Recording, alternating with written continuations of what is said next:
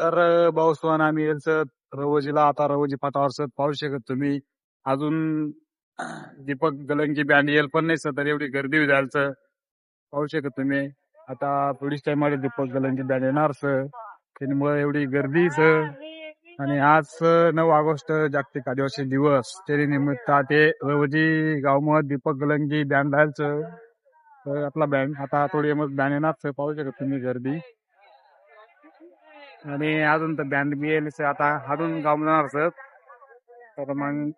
blog पात्र चला sir रवजी फाटा तर पाहू शकत तुम्ही किती गर्दी होईल आता नाही सर आम्ही येडी पब्लिक अय जादू इकडे बघ हाय कर वाजायचा सारा टायमिंग होता दीपक गलंगी बँड अजून येईल नाही सर पब्लिकने बँड